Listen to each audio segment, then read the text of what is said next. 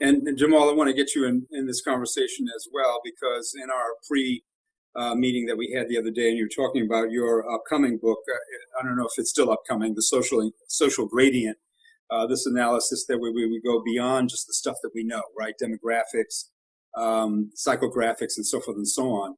That in the hands of people like Dr. Ted, Dr. Debbie, and I are sort of also boots on the ground in communities and have an immediate need to our left and our right. But the thought leadership conversation and the broad scope of the analysis, if you will, doesn't really mean that much to them when they are actually further down on the ranking of just Maslow's hierarchy of needs, right? There's food and water and enough to eat the next day and those kinds of things, the immediacy of the danger that and the despair that they find themselves in. Could you speak to how your work interfaces with something that we who are action oriented, like I know Ted and I come from the same kind of background. So how do we actually pull in some of this knowledge platforms and the pedagogy to actually deliver to a broader scope of our community? Well, yeah, I just touched base on it. Thank you, Andre. Can you guys hear me well?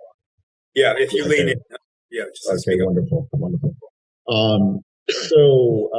It's our work. I mean, interestingly enough, we're sort of a distinct, a unique real estate development firm that focuses on real estate, place-based communities, and design. But we have another side of the practice that focuses on behavior or culture, sort of our concentric circles of business, technology, and culture, right? What drives economies, technologies, how do we produce the things, the speed at which we work, and then culture for us is behavior.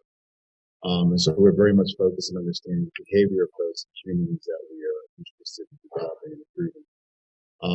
And so, yes, part of the pedagogy, the thesis that we developed is called a social gradient analysis. And the book is a social gradient analysis beyond demographics and psychographics.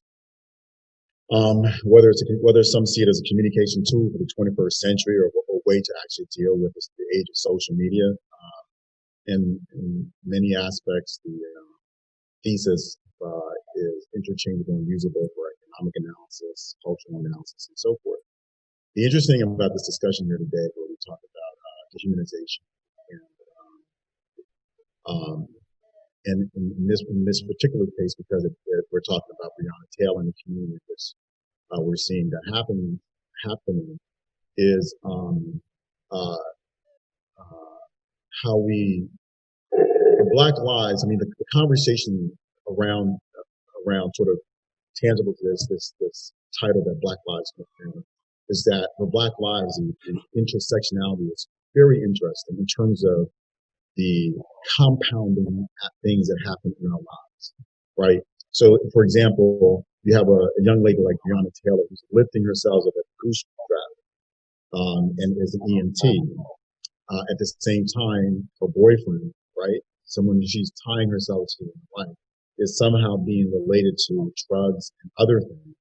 And for many of us in our communities, in our families, in our tribes, we have those sort of relationships where you have someone that is finishing a master's or a PhD and someone who's in the streets and someone who's or is hooked on drugs or hooked and someone who's having a baby and someone who's doing well in their jobs, and how all that comes together. How do you really and the injustices of that sort of arrangement, and how do we really deal with that, right?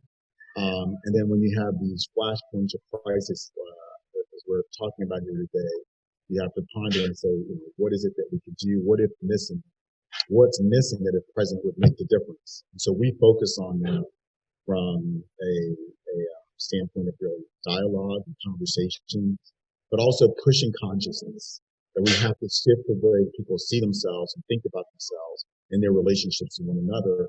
And so therefore, the idea of social gradient is really the gradient of self, that you are not just an individual, that you are an individual, but you have relationships of family, tribe, and tribe could be neighborhoods, communities. You have a relationship with yourself is in societal relationships. You have state and nation and global relationships, how you're viewed around the world, how your tribe is viewed. So there are these relationships that sometimes when looked at too broadly can be very confusing.